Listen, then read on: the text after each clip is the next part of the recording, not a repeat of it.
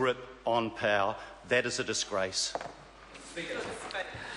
I call the honourable member Alfred Mr. Speaker, it's Kia ora. Kia ora, Mr. Speaker.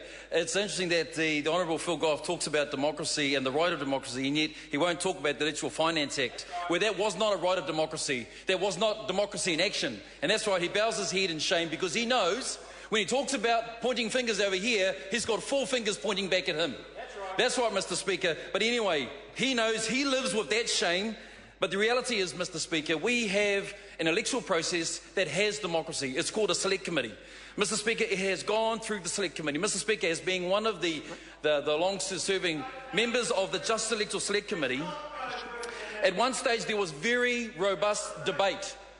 And this is where it got to, Mr. Speaker. It got to the point where even the Honourable Leanne Dalziel drew a line in the sand. And it was around the issues of closing the electoral roll 2 weeks out.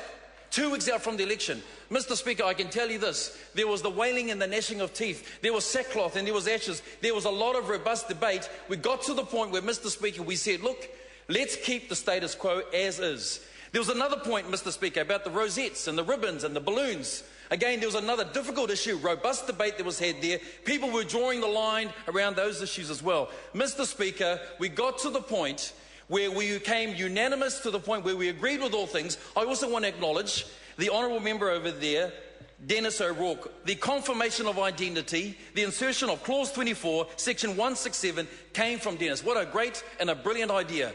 One time in the Select Committee, he introduced us here, look, we should do this. Dennis doesn't talk about this, but Dennis, this is your proud work over here. Order, I acknowledge that. order. Mr. O'Rourke. Mr. O'Rourke, thank you.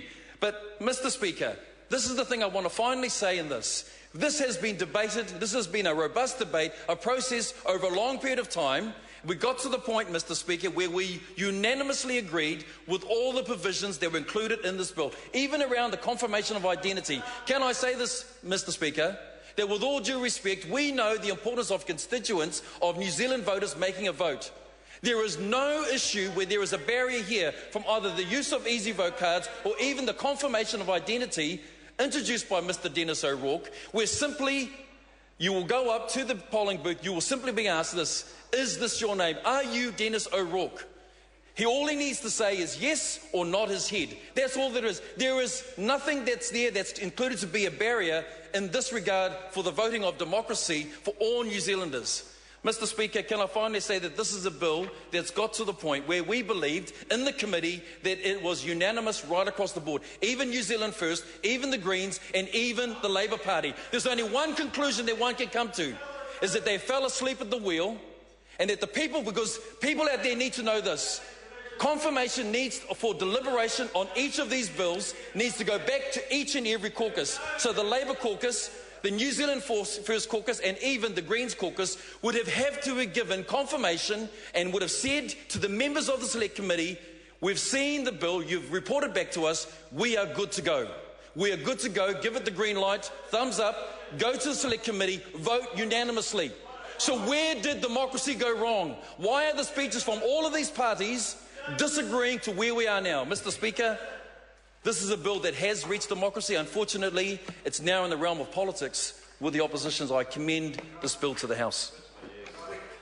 I recognise the honourable member Ian Lees-Galloway.